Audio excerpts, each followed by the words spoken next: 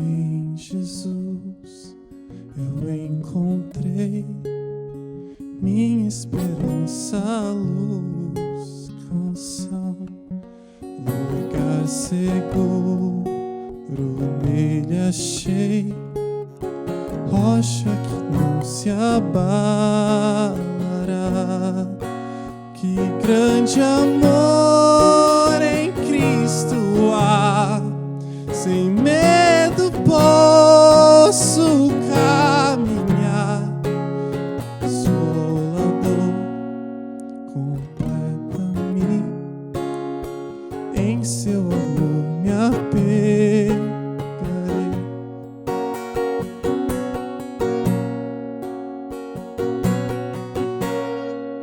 Só em Jesus eu encontrei homem divino Salvador,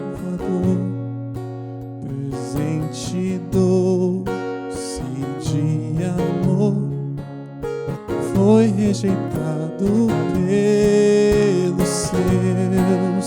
Naquela cruz se padeceu, justiça ele satisfez. Não sofro mais condenação, por sua morte viverei.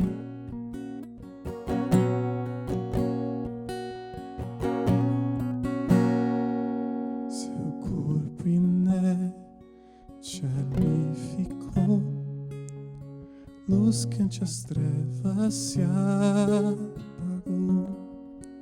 Glorioso dia então nasceu, vivo ele está, ressuscitou. Vitorioso ressurgiu, do meu pecado redimiu. Pois ele é meu e dele eu sou, pelo seu sangue me comprou.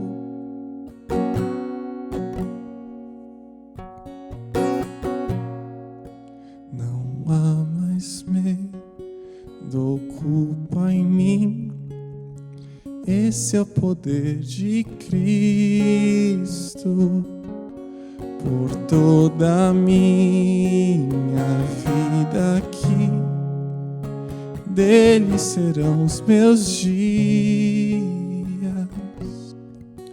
Nem o poder do inferno irá das suas mãos me afastar.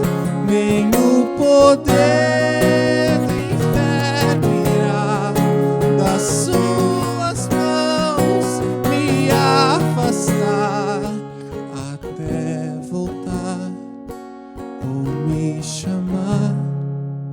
Só em Jesus confiarei.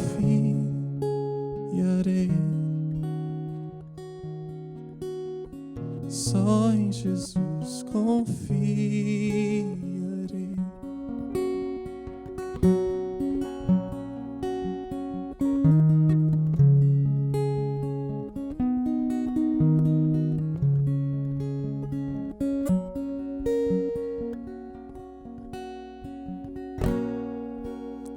Se eu passar pelo vale,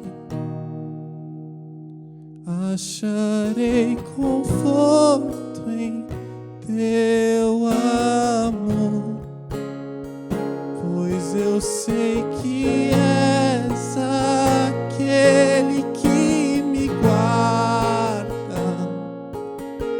me guarda.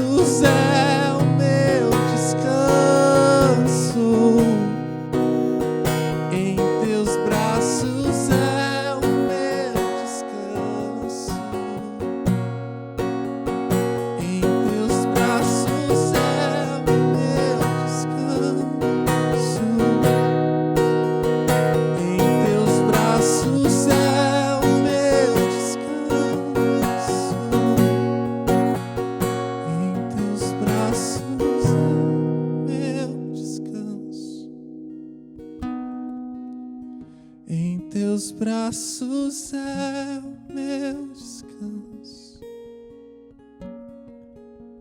Se eu passar pelo vale,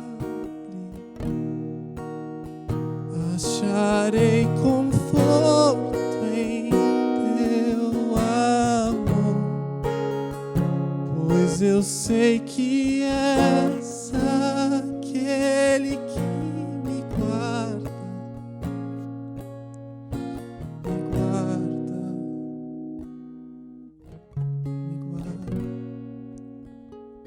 Boa noite, pessoal. Tudo bem com vocês?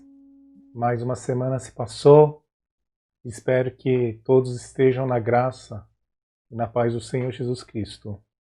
Hoje eu queria compartilhar com vocês a palavra em Marcos, capítulo 10, 13 a 16. Certo dia, trouxeram crianças para que Jesus pusesse as mãos sobre elas, mas os discípulos repreendiam aqueles que as traziam. Ao ver isso, Jesus ficou indignado com os discípulos e disse: Deixem que as crianças venham a mim. Não as impeçam, pois o reino de Deus pertence aos que são como elas. Eu lhes digo a verdade: quem não receber o reino de Deus como uma criança, de modo algum entrará nele. Então tomou as crianças nos braços, pôs as mãos sobre a cabeça delas e as abençoou. Amém. Hoje nós vamos continuar com Reformando a Vida, falando um pouco mais da pureza. E quando eu falo de pureza aqui, eu queria falar no contexto da santidade. Nós temos que voltar isso, que somos um povo santo. É algo que nós temos que reformar no que diria a nossa base. E novamente, reformar não é revolução, não é criar algo novo. Reformar, quando nós estamos falando de reforma aqui, nós queremos o quê? Voltar àquilo que era para ser. Então, quando falamos de pureza, em 1 Tessalonicenses 4,7, ele diz assim: Pois Deus nos chamou para uma vida santa e não impura. É claro que aqui ele pega o contexto da imoralidade sexual. Mas vamos ver o povo de Israel. Tá? O povo de Israel, quando ele idolatrava outros deuses, Deus tratava isso como o quê? Como infidelidade, né? Então, é muito certo que no momento em que o povo de Israel, ao idolatrar outros deuses, ao seguir outros deuses, o que Deus fala? Deus chama isso de adultério, de adultério. E toda vez que o povo de Israel praticava o adultério em relação a Deus, o que isso nós podemos ver hoje? Que isso, eles pararam, né, de ter uma vida santa, eu diria assim. Então o que eu quero dizer aqui? O que é uma vida santa? Vida santa, pessoal, é você olhar apenas para Deus como o seu provedor, como o seu Deus. Ele é seu tudo. E geralmente nós, quando falamos de vida santa, pensamos que é o quê? Vou parar de fumar, vou parar de pecar. Nós falamos de comportamento. Mas não é isso, pessoal. Comportamento, pessoal. A Bíblia não quer mudar o comportamento. Você tem que fazer desse jeito, daquele jeito. Não. Comportamento, mudança de comportamento é algo natural de uma mudança anterior. O nosso foco não é mudar o comportamento. Talvez essa seja a palavra certa, o foco. O foco é mudar o nosso conceito, né? A nossa base. Então, quando nós falamos de uma vida santa, pessoal, nós podemos ver assim como a igreja, que é a noiva de Cristo, é a igreja olhar apenas para o noivo que é Cristo. Isso é uma vida santa. E se isso vai acarretar em alguma mudança comportamental, glória a Deus. É isso que Deus faz em nossas vidas. Mas muitas vezes nós confundimos santidade com comportamento.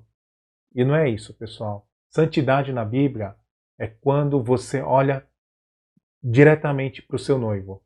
Seu noivo é tudo para você. E nós que somos a igreja, a noiva de Cristo, quando a igreja é santa? Quando ela olha para Cristo como seu tudo.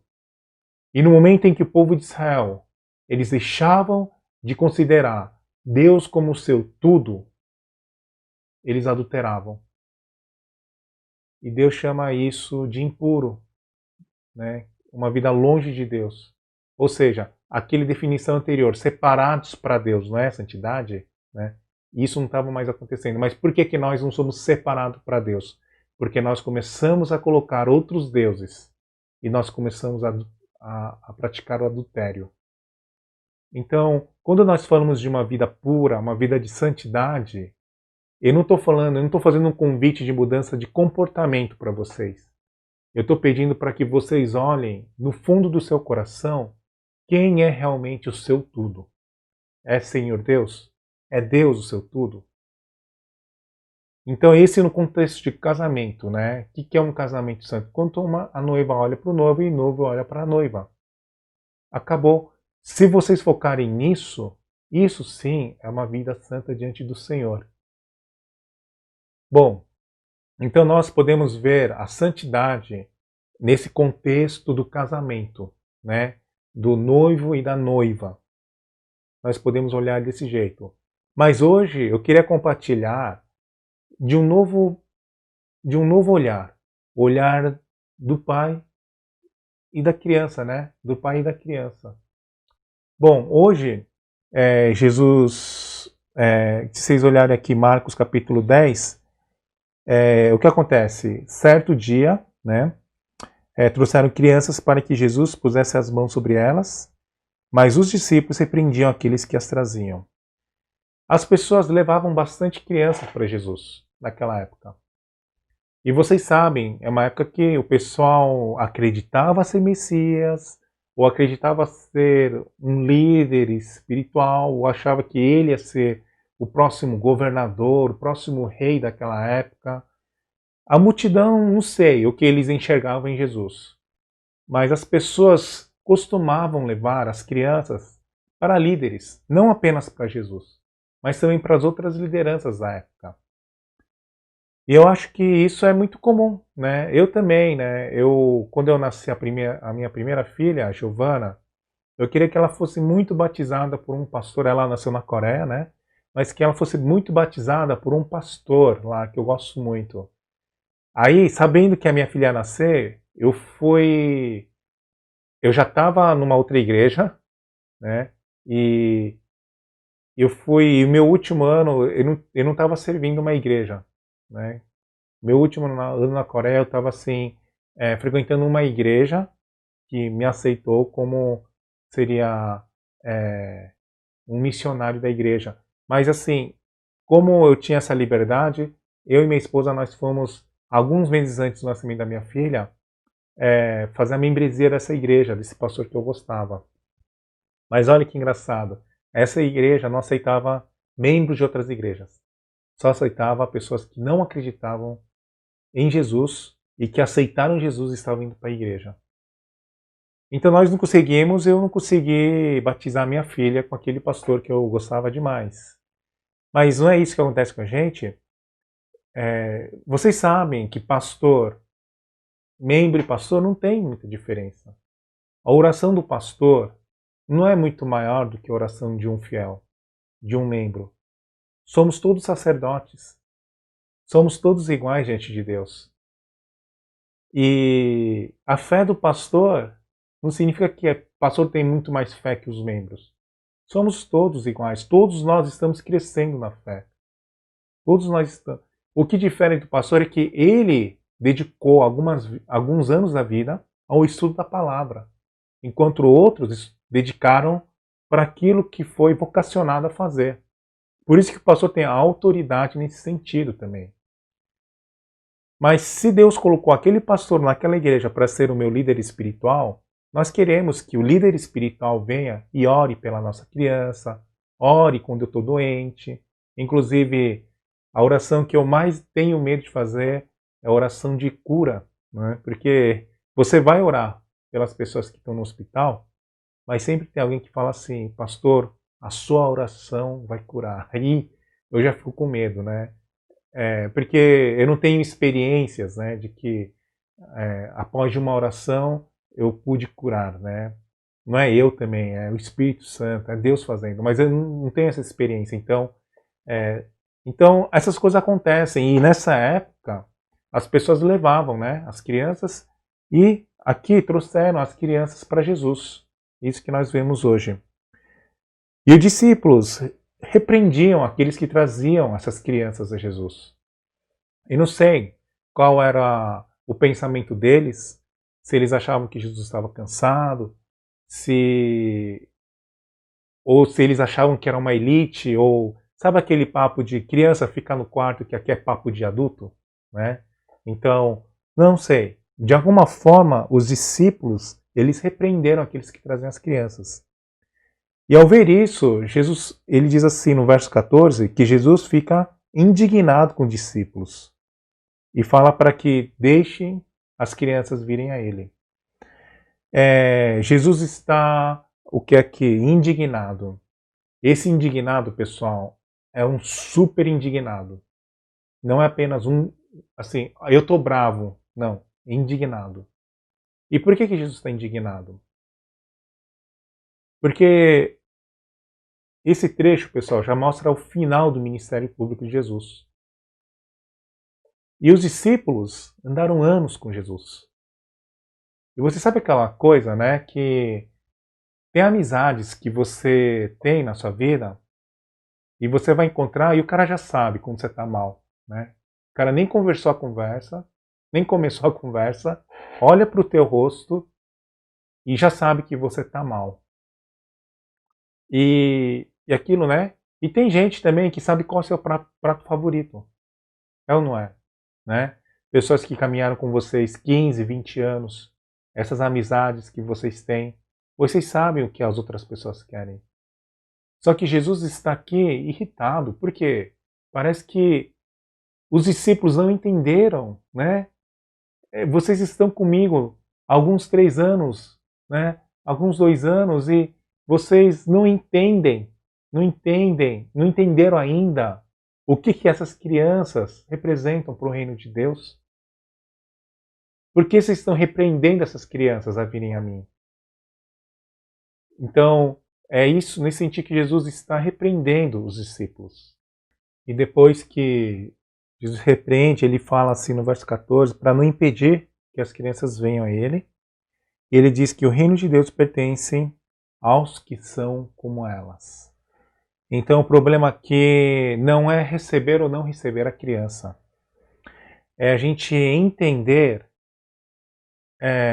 nessa lógica daqueles que entram no reino de Deus, tem alguma característica dessas crianças que são parecidas, que são iguais às pessoas que entram no reino de Deus.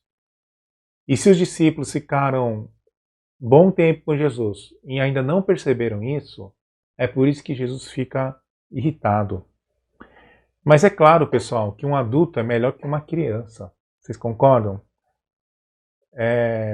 Eu diria que há pontos positivos e negativos de ser um adulto, e há pontos positivos e negativos no que é ser uma criança. Mas uma coisa que nós temos que saber é que para uma criança, nós entendemos que as crianças são inocentes. Eu tenho 2 filhas e, graças a Deus, ainda elas são inocentes. É claro que essa inocência, se você é um adulto e é inocente como uma criança, também não combina. Isso é sem noção, é ser sem noção. Mas uma criança, ela é inocente. Então, Jesus está falando que tem uma característica, né, que as pessoas que entram no céu, né, se parece com a característica das crianças. E no verso 15 está escrito assim: eu lhes digo a verdade, quem não receber o reino de Deus como uma criança, de modo algum entrará nele. Se alguém não receber o reino de Deus como uma criança. E é aqui que eu quero compartilhar 2 coisas com vocês. O que é o reino de Deus? O que é o reino de Deus? Imagina assim que nós estamos num barzinho eu e vocês, conversando sobre a lei brasileira, sobre um determinado assunto. E a gente vai discutindo, eu vou falando o que eu sei, o que eu li, você vai falar o que você sabe. Mas imagina, nessa conversa, aparece um juiz, aparece o ex-ministro lá, o Sérgio Moro. Ele vem e senta na mesa. Quem, entre eu e você, nós continuaríamos com a conversa? É ou não é? Quando vem uma autoridade, nós calamos. Nós não temos o que mais falar. O que adianta você ser, né? A gente fala assim que as pessoas brigam, né? Na escola, né? E você se acha o cara, aí aparece aquele lutador de UFC, o Anderson, né?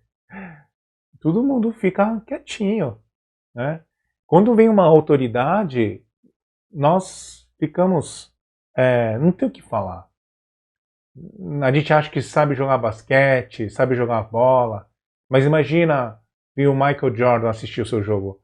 Até você se sente mal porque que ele tá lá, né? Porque enquanto ele não tá lá, você é o melhor, você quer se achar, né? Mas imagina que o Michael Jordan vai assistir o jogo. Como é que você se sentiria, né? Então, quando uma autoridade aparece naquele lugar, não tem o que a gente discutir. E, e é isso que acontece com o reino de Deus, pessoal. Nós falamos acerca do reino de Deus, mas diante do reino de Deus, nós somos o quê? Uma criança. Por isso que as crianças aqui recebem o reino de Deus. Nós achamos que nós entendemos de tudo. Nós entendemos de lógica, nós entendemos como esse mundo funciona. Mas diante do reino de Deus, o que Jesus está falando é: nós vamos nos sentir como uma criança. E vocês sabem, né, que quando fala do reino de Deus, fala que as ruas serão de ouro, né? E vocês realmente acham que as ruas lá do céu vão ser barras de ouro no chão? Não faz sentido, né? O ouro tem valor porque nós estamos nesse mundo. Mas o que a Bíblia diz? Ela usa a linguagem humana com as coisas que temos aqui na Terra para expressar algo que nem mesmo uma estrada de ouro realmente expressa realmente o que é céu. O céu é muito maior do que isso. É inexprimível. E o que Jesus está falando assim é que quando esse reino de Deus chegar, não se preocupem. Todos vocês vão se sentir como uma criança.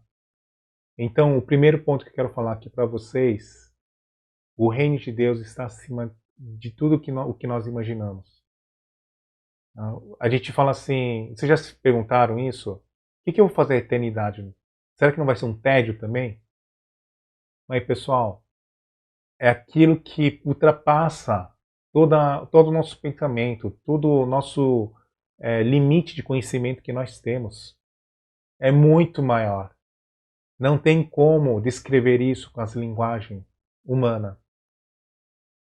Então, diante do reino de Deus, ninguém vai ser adulto.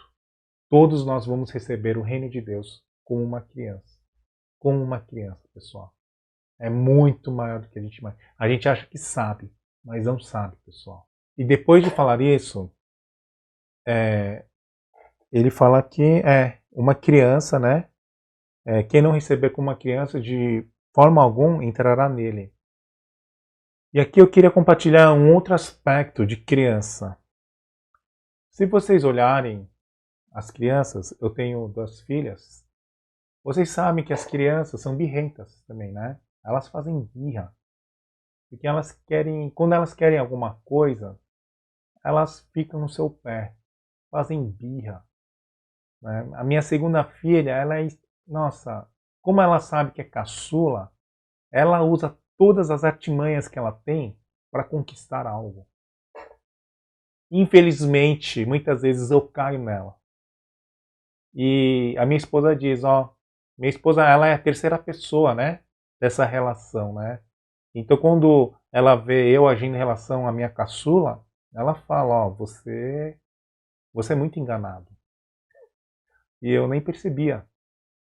Mas assim, as crianças, elas fazem birra, elas choram, elas caem no chão. A minha segunda faz uma cara de tristeza que parece ser a maior dor do mundo, sabe? Você não consegue ver aquela cara triste dela. Hoje eu aprendi que ela tem um pouco de ser atriz, né? Então ela faz umas caras muito real, mas eu sei que aquilo, eu sei quando é verdadeiro e não, graças a Deus. Mas pessoal, criança, ela segura no pé do pai, na perna do pai, na perna da mãe. Elas fazem birra, elas querem ir, mas sabe por quê, pessoal? Porque elas sabem que a vida dela depende dos pais. Elas se entregam a tudo aquilo porque elas sabem que não há outra pessoa que vai cuidar delas. E vocês acham que se um estranho entregar uma balinha, elas vão aceitar? Não aceitam. Não aceitam. É claro que a gente tem que educar, mas elas estranham, no mínimo estranham, quando não é o pai que dá, né, um familiar, um estranho vem, porque elas sabem que o provedor da casa é o pai e a mãe. Elas se entregam para conquistar as coisas. E sabe o que é especial numa criança? Quando ela consegue conquistar alguma coisa dos pais, ela sente maior orgulho e nem se sente mal, porque ela recebeu dos pais. E ela diz que eu esforcei, sabe? Ela deve pensar, foi todo o meu esforço e eu consegui conquistar isso do pai. O foco aqui é o coração da criança, falando assim, eu dependo da minha vida, né? A minha vida depende dos meus pais. Mas nós somos diferentes, como eu disse aquela hora. Nós pensamos muito o quê? Adulto sabe o quê? Que eu faço, que eu resolvo. Nós não somos o povo do reino de Deus? O povo celestial? Então, eu quero perguntar, vocês estão segurando no Senhor? Deus é tudo para vocês? E nessa época de corona, pessoal, todo mundo quer sair de casa. Tá todo mundo louco para sair de casa, eu também. Quero logo para. Eu sou muito, acho que, muito acostumado com a vida que eu tinha. Às vezes eu quero ir para um shopping, às vezes eu quero sair com os amigos, com vocês. Eu quero sair com vocês muito para tomar aquele sorvete que a gente tomava depois do culto. Bater um papo. Mas as crianças também querem sair. Mas sabe o que eu percebi? Quando elas ficam com os pais, mesmo que seja dentro de casa, elas se sentem seguros. Elas sabem que aquele local é o local mais seguro para ela. E eu pergunto mais uma vez, quando as coisas da sua vida saem do controle, o que vocês fazem? O que eu faço? Eu me distancio do Senhor? Ou eu sei que a presença do Senhor é o lugar mais seguro da minha vida? Quando Jesus fala aqui do reino de Deus, e o reino de Deus, essas crianças vão receber esse reino de Deus, eu creio que é esse coração da criança quando diz que Deus é tudo, e o reino é tudo para elas. E só pessoas assim herdarão o reino de Deus. É isso que Jesus está falando na mensagem de hoje. E depois aparece a entrada triunfal de Jesus. Se vocês continuarem a leitura de Marcos, e o que o povo diz? Hosana, filho de Davi. Mas esse mesmo povo depois faz o quê? Eles crucificam Jesus. Ou seja, a pureza, não existia pureza nesse povo. Eles eram calculistas. Calculistas. Um coração calculista vai te levar a deixar Deus. Ele calculava. E quando a situação não favorecia o povo, quando Deus não era favorável, quando Deus já não dava lucro para esse povo, o que eles fizeram? Eles crucificaram Jesus. Sobre isso, pessoal, depois eu vou falar nos avisos. Depois dessa pregação, deixei um testemunho do Danilo Gentili.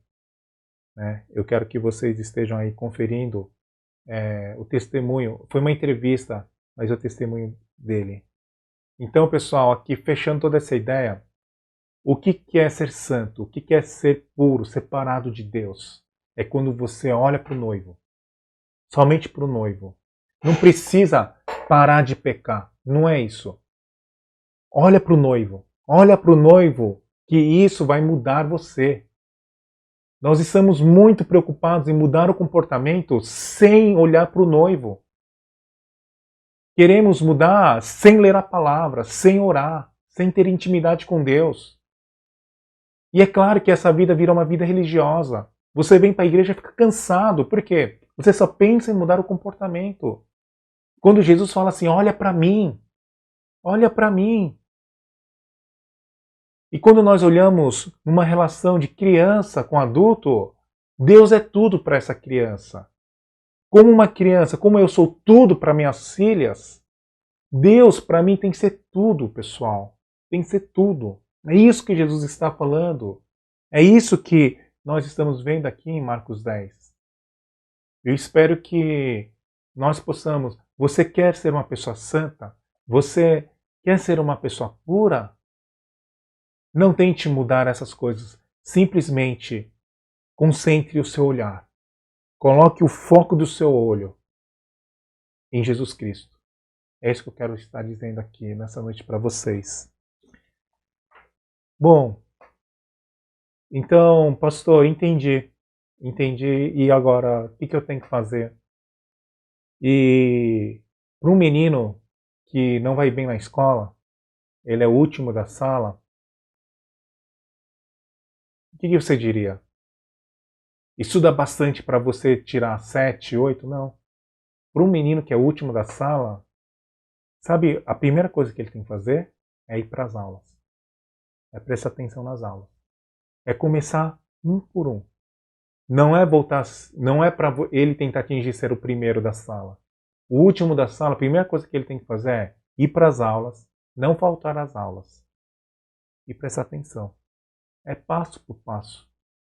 Então eu não sei como está a sua vida. Quando eu falo de reformar a base, você fala assim, pastor, é muita coisa, como é que eu faço? Pessoal, tem que começar pouco por pouco, de pouquinho em pouquinho.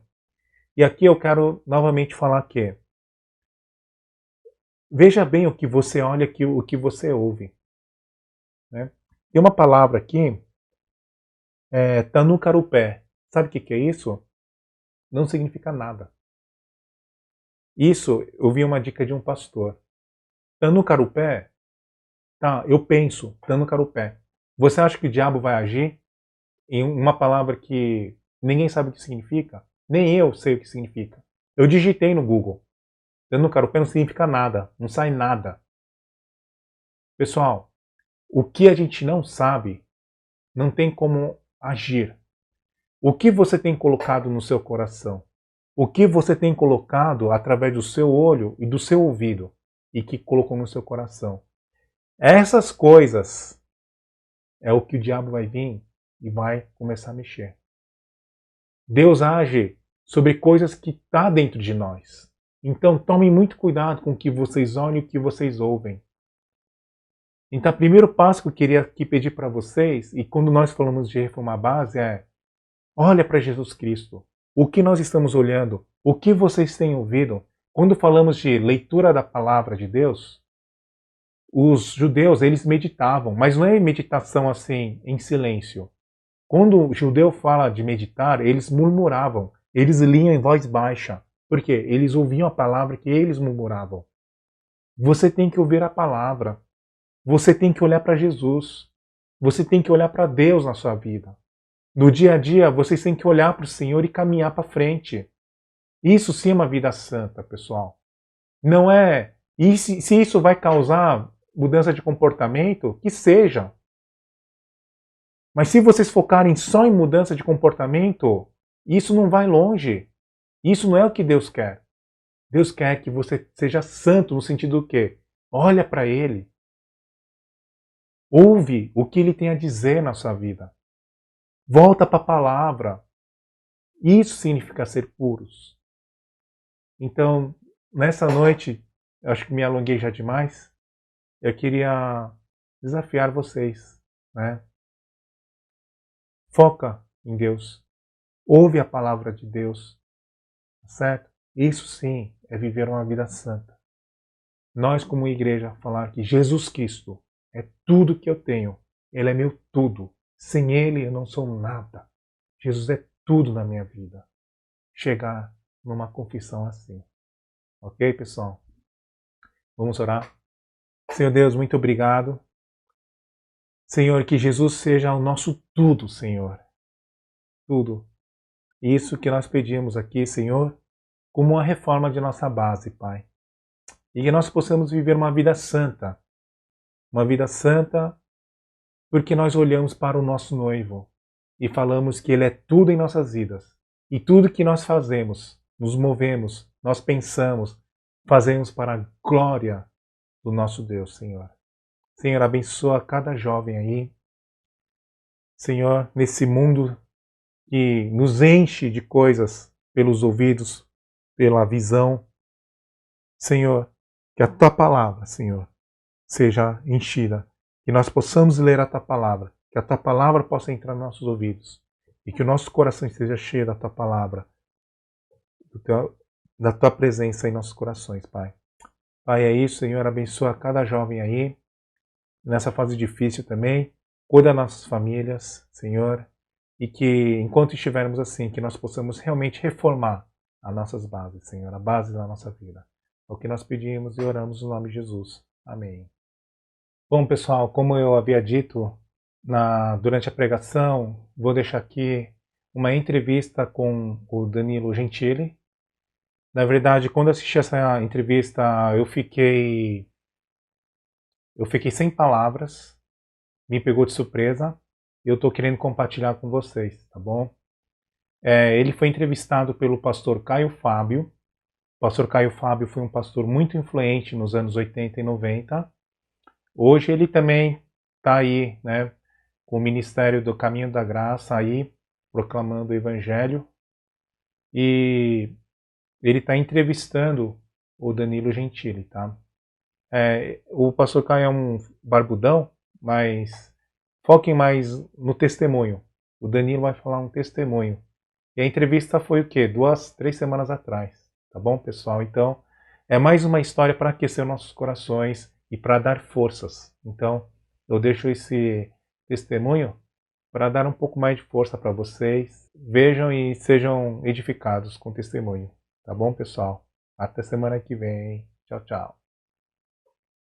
Eu tinha 18 anos. O Rogério sabe de onde eu venho. Eu venho de um quarto e sala. A gente é tudo lá do subúrbio de Santo André. É da parte pobre. Santo André tem uma linha do trem. A parte de lá até que é boa. A parte de cá é onde o Rogério morava. Então, assim, o Rogério sabe de onde eu venho. Eu venho do Parque das Nações, uma casinha de aluguel com quarto e sala, onde morava todo mundo.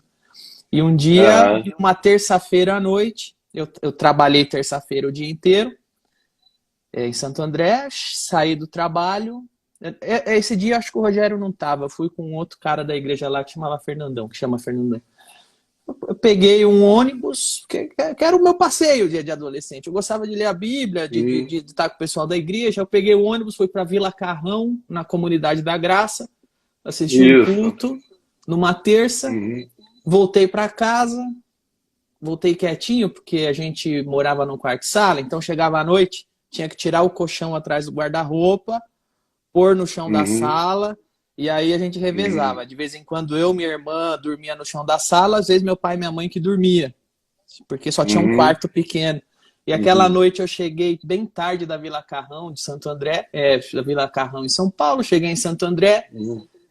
Cara, eu juro, eu não preciso jurar, mas eu juro pra você, modo de expressão, juro pra você que quando eu cheguei em casa, eu vi meu pai e minha mãe dormindo no chão da sala, alguma coisa me disse, eu olhei e falei, como seria a vida se meu pai morresse agora? E me deu um aperto, eu não sei te explicar, mas isso aconteceu. Eu fui pro meu quarto, deitei, com uma sensação que alguma coisa ia ser abalada lá em casa. Talvez eu não sabia literalmente que era meu pai que ia morrer, mas era subjetivo, que eu não sei explicar. Acordei depois de algumas horas com meu pai gritando no chão da sala. Eu saí do quarto, minha irmã acordou, eu acordei, peguei meu pai no colo, assim. Ele estava infartando, morreu no meu braço. Ainda chamamos a ambulância, não veio, uma maravilha. O serviço é sempre bom. O serviço que a gente paga é ótimo. Não veio. Eficiente. É sempre eficiente, vale a pena cada centavo que a gente paga de imposto aqui. Aí meu pai morreu no meu braço. A gente ainda tentou acudir e levar para o hospital público, que a gente não tinha dinheiro. Morreu. Eu estava sentado na guia, quando meu pai morreu, veio o médico e falou, infelizmente seu pai morreu. Eu tinha 18 anos, não tinha carreira, não tinha emprego, minha mãe não tinha emprego, minha irmã não tinha emprego.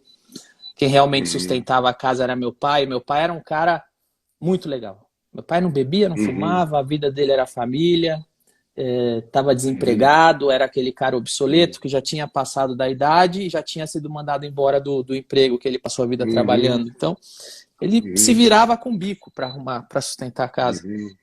E eu tava... E amava muito a sua mãe, não é? Muito, muito. A vida do meu pai era minha mãe, eu e minha irmã. Era isso. Era isso. E o médico veio, olhou para mim e falou, morreu. E o que me veio na mente, que eu nunca esqueço, Tessalonicenses 5,18. 1 Tessalonicenses 5,18. Que fala, em tudo dai graças. Tudo dai graças. Isso foi a primeira coisa que me veio na mente. Esta frase foi a primeira coisa que veio dentro de mim. Em tudo dai graças. Amém. É quando você está ali e sabe que em milésimos de segundos você pensa um caminhão de coisas. Foi o que aconteceu. E dentro desse... Cabe a eternidade toda naquele instante.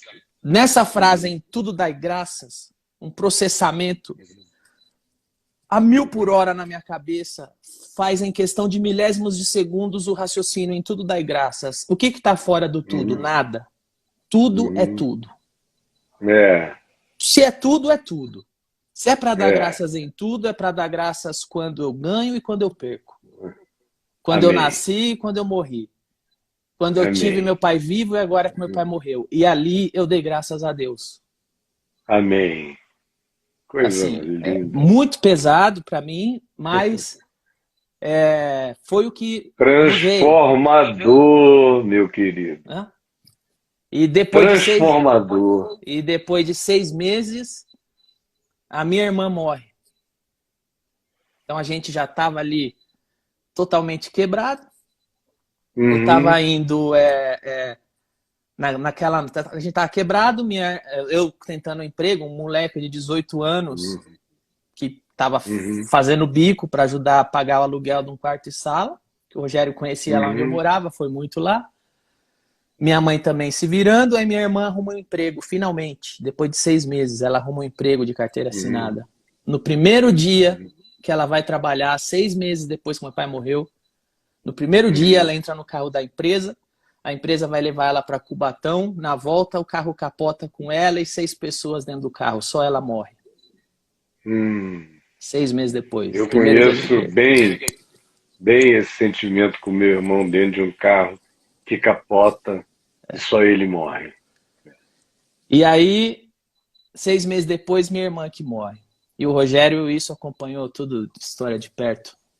E aí, deu 1 semana que minha irmã morreu, 6 meses que meu pai morreu, 1 semana que minha irmã morreu, eu pego... A única coisa que meu pai deixou foi um Gol velho, que só dava problema. Meu pai não deixou 1 centavo no banco, ele não tinha nenhum bem material, mas ele deixou muita coisa que ultrapassa qualquer dinheiro material. Meu pai deixou um exemplo, para mim, as lembranças... Riquezas imponderáveis. Que eu acho que muita gente, muito herdeiro milionário, trocaria a herança para ter o que meu pai me deixou. E meu pai não me deixou um centavo. Mas ele te deixou mais do que o mundo inteiro. Total. E aí, 1 semana depois que minha irmã morreu, 6 meses depois meu pai morreu, passou 1 semana, minha irmã morreu, fui atender um amigo nosso, era amigo meu do Rogerinho também, que a gente está falando nessa live, que chamava Flávio. Ele tinha, era lá da igreja, ele tinha anemia. E de vez em quando ele acordava, os ossos doía muito, anemia falciforme, os ossos doía, ele gemia de dor. E eu era uma das poucas pessoas lá que naquela noite estava com um carro disponível, que era o Gol velho que meu pai deixou. Então eu peguei o Gol velho, fui na casa e falaram, o Flávio tá passando mal. Eu morava num bairro vizinho, o Rogerinho, a igreja nossa, o Flávio morava no Parque Novo Oratório, eu era do Parque das Nações. Aí eu peguei o carro, fui na casa dele, peguei ele, pus no carro e tava levando ele pro posto de saúde para socorrê-lo. Eu tinha 18 anos. Você se lembra, Caio Fábio, uma noite que Fernando Henrique era presidente ainda e deu um apagão no Brasil inteiro? Lembro. Foi o Brasil inteiro. Não foi uma cidade, foi todos os lugares do Brasil apagou. Você lembra essa noite? Foi exatamente esta noite. Foi nesta noite. Eu estava com o Flávio, socorrendo ele. Uma semana depois que minha irmã morreu, eu estava com ele no banco. Ele estava gemendo de dor. Apagou. Pum! Foi a noite do apagão. Apagou. Quando apagou, eu ouço no vidro do Gol. A única coisa que meu pai deixou. Toque, toque. Eu olho, um cara numa moto pondo o cano no vidro. Desce. Eu falo, não, deixa eu levar no hospital. Cala a boca, desce, senão eu vou te atirar, vou matar. Peguei ele, levei até o hospital andando, os caras levaram o carro. A única coisa que meu pai deixou pra nós ir embora.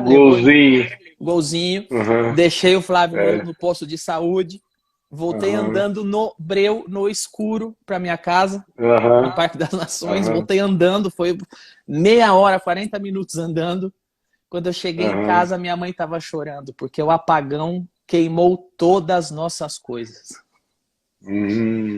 Queimou a TV, o videocassete, micro-ondas. A gente perdeu tudo.